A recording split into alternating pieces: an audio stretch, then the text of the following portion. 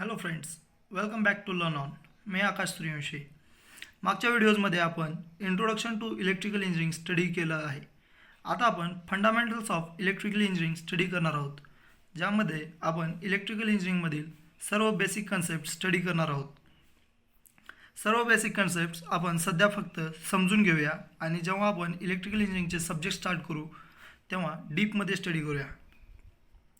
आपण इलेक्ट्रिकल इंजिनिअरिंगचे सर्व subjects competitive एक्झाम्सना consider करून घेणार आहोत, ज्यामध्ये डिस्कॉम, ट्रान्सको अँड जेनको हे मेन टार्गेट असतील. अँड काही सब्जेक्ट्स हे आपण गेट पॉईंट ऑफ व्ह्यूने स्टडी करणार आहोत. जे सब्जेक्ट्स गेटमध्ये जास्त वॅटेजसाठी आहेत, म्हणजे circuit networks, machines, power system, power electronics, यांचं वॅटेज हाय असतं, नियर अबाउट 10 मार्क 12 मार्क असं असतं. ते आपण गेटच्या लेवलवरती स्टडी करणार आहोत. Now we will move forward to our today's topic. In fundamentals, today we will discuss energy, power and work. Here we have given the definitions of energy, power and work. First is work. When the force applied, the particle move through a distance, then work is said to be done. म्हणजेच जेव्हा एखाद्या पार्टिकलवर force apply होतो तेव्हा तो particle काही अंतरापर्यंत move होतो, म्हणजेच डिस्प्लेस होतो, तेव्हा त्या प्रोसेसला आपण वर्क असे म्हणतो किंवा वर्क डन पण असे म्हणतो काही जागी.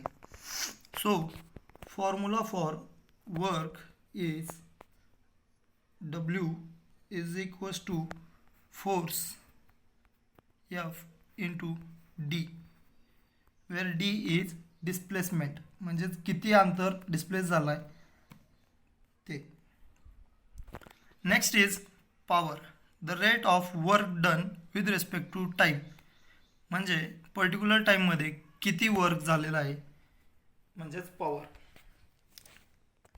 And next is energy, the capacity to do the work or the ability to do the work, म्हणजे एखादं काम करण्यासाठी लागणारी ताकद किंवा क्षमता, म्हणजेच energy. Let us discuss these points in details. First is work. We know work is W is equals to force into displacement. Force into displacement. But what is force? Force is the push and pull required to change the state of rest or uniform motion of a body. म्हणजे एखादी body rest कंडिशनला आहे, एखादी book समजा एखादी book आहे टेबलवरती ठेवलेला आहे, म्हणजे ते रेस्ट पोझिशनला आहे, त्याला आपण त्याची जागा बदलायसाठी जो जोर लावतो किंवा जी ताकद लावतो त्याला आपण फोर्स असं म्हणतो. Force is measured in newton, म्हणजेच फोर्सचं युनिट आहे Newton. And force is given by mass into acceleration. Acceleration म्हणजे त्याला मूव्ह करायसाठी जी गती असते, ज्या गतीने तो मूव्ह झालेला असतो त्याला आपण ॲक्सलरेशन असं म्हणतो. नाव electric work. Electric work is work done to transfer a charge from one point to another point. म्हणजे इलेक्ट्रिकलमध्ये जे चार्ज असतात एखाद्या एलिमेंटमध्ये किंवा एखाद्या डिव्हाइसमध्ये जे चार्ज प्रोड्यूस होतात ते एका जागेहून दुसऱ्या जागेवरती ट्रान्सफर होण्यासाठी जे ट्रान्सफर होतात त्याला आपण इलेक्ट्रिक वर्क म्हणतो. म्हणजे आपण कॅपॅसिटरमध्ये पाहिलेलं आहे, कॅपॅसिटरमध्ये जेव्हा आपण व्होल्टेज अप्लाय करतो तेव्हा एका प्लेटवरती चार्ज प्रोड्यूस होतात, जनरेट होतात आणि ते दुसऱ्या प्लेटकडे ट्रान्सफर होतात. ते एका प्लेटकडून दुसऱ्या प्लेटकडे थ्रू ए डायइलेक्ट्रिक मीडियम जे ट्रान्सफर होतात त्या प्रोसेसला आपण इलेक्ट्रिक वर्क असं म्हणतो. Work done to move a charge of Q coulomb through a potential difference V is given by W is equals to Q into V. म्हणजेच जेव्हा आपण व्होल्टेज अप्लाय करतो तेव्हा जे चार्ज जनरेट होतात आणि ट्रान्सफर होतात ते याला वर्क असं म्हणतो आणि ते त्यासाठीचा फॉर्म्युला आहे W is equals to Q into V. But करंटचा बेसिक फॉर्म्युला आहे क्यू अपॉन टी, म्हणजे charge upon time. So Q is equals to I into T, and when we put this equation in W is equals to Q into V, we get W is equals to V into I into T. And it is measured in joules.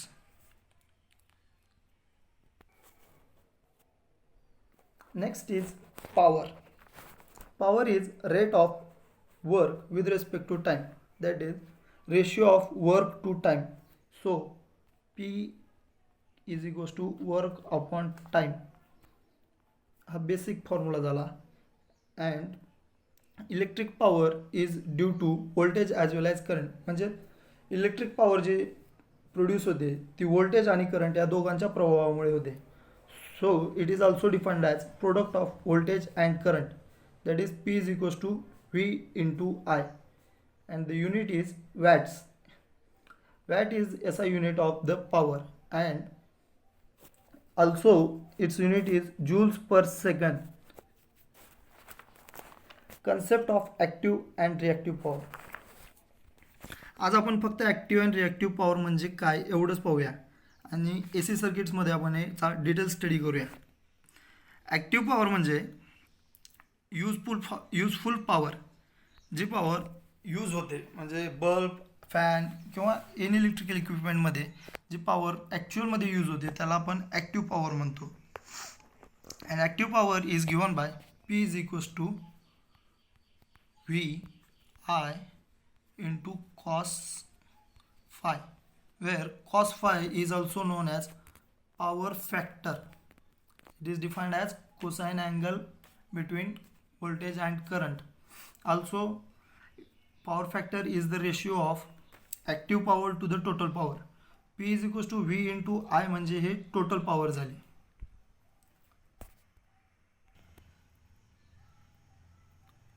Next is reactive power.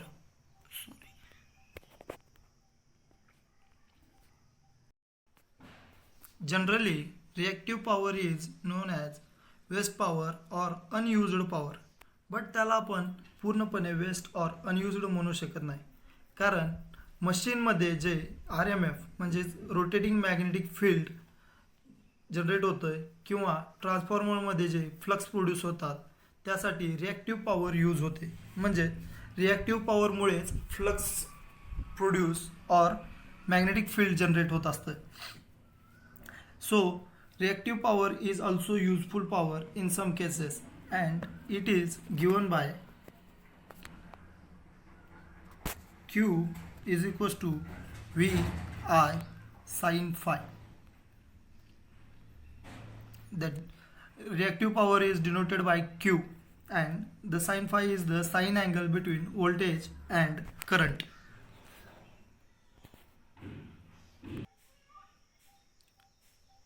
Next point is relation with voltage and current. कोणाचं relation? पॉवरचं relation. इथं explain करायसारखं काही नाही आहे. व्होल्टेजच्या केसमध्ये आपल्याला माहिती आहे P is equals to V into I, but आपल्याला हे ओम्स लॉने आपल्याला भेटलेलं आहे की I is equals to V upon R असतं. So when we put I is equals to V by R in P is equals to VI, we get P is equals to V into V by R. So the formula with respect to voltage is P is equals to V square upon R. Similarly for current, we know V is equals to IR. By putting this equation in P is equals to VI, we get P is equals to I into R into I. So with respect to current, power becomes I square R. Next is energy. Energy is the ability to do the work, म्हणजेच एखादं काम करण्यासाठी लागणारी ताकद और simply कार्य करण्याची क्षमता. Electrical energy is the product of power and time, म्हणजे पर्टिक्युलर टाईममध्ये किती पॉवर कन्झम्पशन झालं आहे म्हणजेच electrical energy. So E is given by E is equals to P into T and measured in watt second or joules. Also we know P is equals to V into I, so E become V into I into T joules. Electricity board charges for energy consumption, म्हणजे जेव्हा MSCB सारखे जे boards आहेत electricity boards ते आपण किती energy consumption केलं त्याच्यावरती ते आपल्याला चार्जेस अप्लाय करतात. ते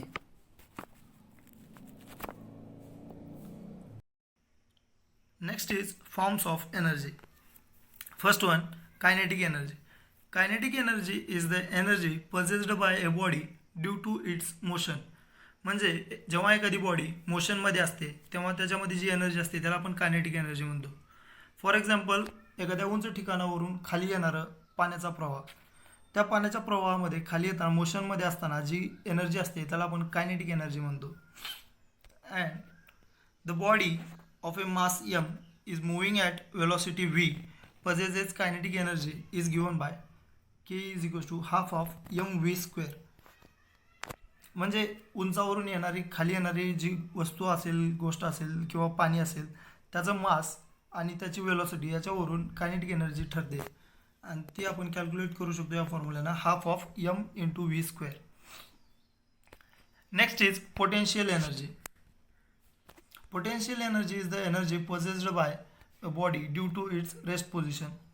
म्हणजे एखादी बॉडी जेव्हा रेस्ट पोझिशनला असते आणि त्यात जी एनर्जी असते त्याला आपण पोटेन्शियल एनर्जी म्हणतो. When body of mass m is lifted vertically through a height of h, then its potential energy is given by this form. म्हणजे बघा, जेव्हा आपण एखादी चेंडू किंवा बॉल हवेत फेकतो उंच, तेव्हा खालून वरती गेल्यानंतर तो एकदम वरती हायेस्ट पॉईंटवरती जेव्हा जातो तेव्हा एक फ्रॅक्शन ऑफ सेकंडसाठी तो तिथे थांबतो आणि मग खाली येतो. तेव्हा त्या फ्रॅक्शन ऑफ सेकंडमध्ये तिथे हायेस्ट पोझिशनवर त्याच्यामध्ये जी एनर्जी होते ना असते त्याला आपण पोटेन्शियल एनर्जी म्हणतो. अँड ती कॅल्क्युलेट करायसाठी हा फॉर्म्युला आहे M into G into H, wear G is gravitational force. म्हणजे मास हे प्रत्येक जागी सेम असतं, म्हणजे पृथ्वीवर जावा, चंद्रावरती जावा, मंगळावरती जावा, मास हे प्रत्येक वस्तूसाठी किंवा बॉडीसाठी सेम असतं. जेव्हा आपण मास इंटू ग्रॅव्हिटेशनल फोर्स करतो तेव्हा आपल्याला वेट भेटतं. Mass into gravitational force is equals to weight. म्हणजे आपल्याला माहिती आहे की आपलं पृथ्वीवरचं वजन आणि चंद्रावरचं वजन वेगळं असतं.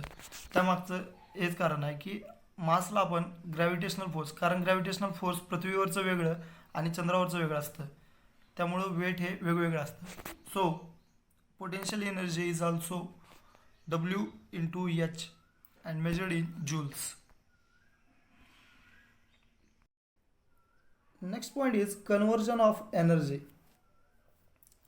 First is electrical to thermal conversion. म्हणजे बघा, एखादी आपला हिटरला आपण इलेक्ट्रिकल इनपुट देतो आणि हिटरमध्ये जी हीट प्रोड्यूस होते ती थर्मल क्वांटिटी असते. म्हणजे इलेक्ट्रिकल टू थर्मल कन्व्हर्जनचं एक सिंपल उदाहरण म्हणजेच इलेक्ट्रिक हीटर किंवा दुसरे ॲप्लिकेशन्स आहेत त्याचे, रूम हीटर्स किंवा आयर्न फिलामेंट किंवा फर्नास, हे पण इलेक्ट्रिकल टू थर्मल कन्व्हर्जन करतात. म्हणजेच इनपुट इलेक्ट्रिकल असेल आणि आउटपुट थर्मल असेल. Next is electrical to mechanical आणि mechanical to electrical. Electrical to mechanical किंवा मेकॅनिकल टू इलेक्ट्रिकल कन्व्हर्जनला आपण इलेक्ट्रोमेकॅनिकल एनर्जी कन्व्हर्जन असं पण म्हणतो. फर्स्ट केस आहे इलेक्ट्रिकल टू मेकॅनिकल.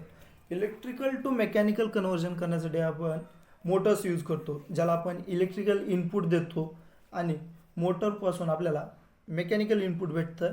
कुठं? शाफ्टवरती. शाफ्ट जो रोटेट होतो ती आपली मेकॅनिकल एनर्जी असते.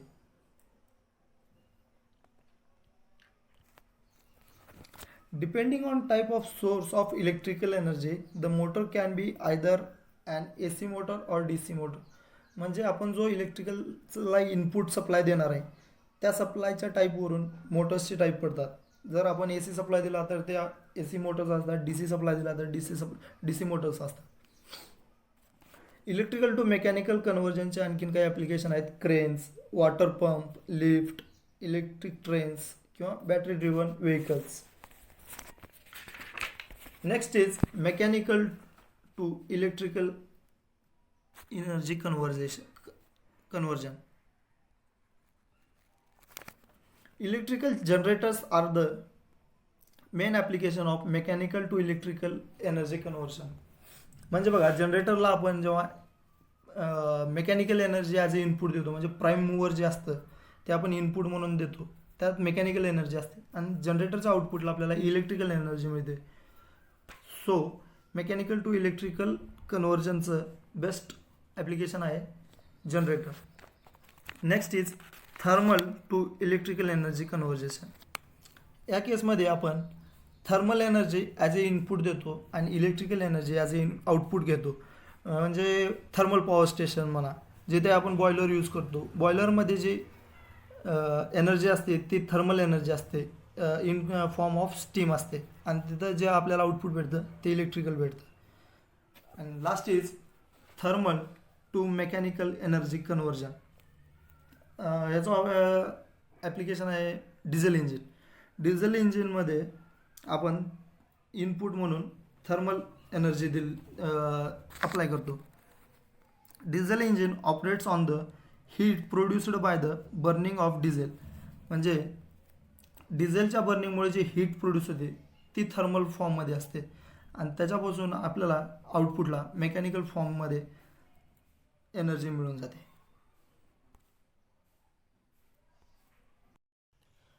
Now we will discuss a numerical here. Question is, a resistance of 0.025 ohm carries a current of 60 ampere for 2 hours. Determine velocity with which a mass of 2 tons must move in order to that its kinetic energy shall be equal in amount to the energy dissipated by resistance. म्हणजे काय म्हणते बघा, इथं resistance दिले, current दिले, time दिला आहे आणि मास दिलं आहे, आणि त्याच्यावरून काय काढायला सांगितलं, व्हेलॉसिटी. आणि त्याने सांगितलं आहे की energy dissipated by the resistance is equal to the kinetic energy. म्हणजे हा प्रॉब्लेम आहे कायनेटिक एनर्जीवरचा. बट आधी आता गिवन काय काय आहे बघा. गिवन आहे आर आय टी. मग आर आय टी आहे, याच्यावरून आपण एनर्जी काढू शकतो. एनर्जीचा फॉर्म्युला आहे E is equals to I square R T.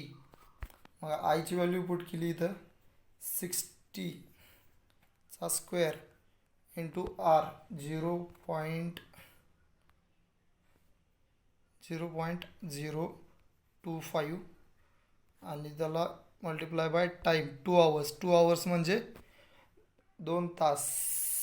त्याचं आपल्याला सेकंडमध्ये कन्वर्जन करायला लागेल. मग ते येणार 2 इंटू 60 इंटू 60. 60 इंटू 60 किती झालं, 3600. सो आपल्याला याच्यावरून ई भेटून जाईल. हे कॅल्क्युलेट केल्यानंतर आय स्क्वेअर आर टीवरून E is equals to 648,000 unit काय, जूल्स. हे आपल्याला एनर्जी भेटून जाईल. आणि आपल्याला काय काढायचं आहे, वेलॉसिटी काढायचं आहे. वेलॉसिटी आणि E is equals to K E आहे आपल्याला माहिती आहे. मग के ईचा फॉर्म्युला काय, K E is equals to half of M V square आहे. मग या फॉर्म्युल्यामध्ये आपण व्हॅल्यू पुट केल्यानंतर 648,000 is equals to half of M V square येणार. मग half of M V square 1/2 into mass किती आहे, 2 टन्स. 2 टन्स म्हणजे 1 टन म्हणजे 1000 kilo. So 2 tons is equal to 2000 kilo into V square. मग हे हाफ, हे 2 कॅन्सल झालं, 1. आता हे इज इक्वल्स टू 648,000 आहे.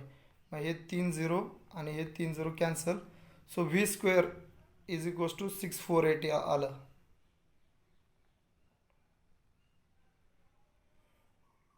V square is equals to 648. So V is equals to 25.5 something. So V is equals to 25.5 meter per second.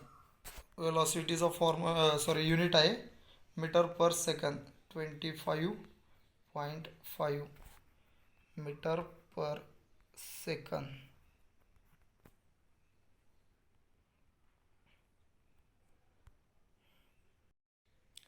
Thank you. Hope you like the video. Please subscribe our YouTube channel Learn On. आणि ज्यांना कोणाला doubt असतील त्यांनी learn ऑनचं इलेक्ट्रिकलसाठीचं Telegram channel join करावं. तिथे तुमचे सर्व doubts clear करण्यात येतील. आणखीन टेलिग्राम चॅनलवरती आपण क्विज स्टार्ट करत आहोत. डिस्कॉम, ट्रान्सको अँड जेनकोला कन्सिडर करून बेस्टमधले बेस्ट क्वेश्चन्स तुम्हाला तिथे दिले जातील क्विजसाठी विथ आन्सर्स. थँक्यू.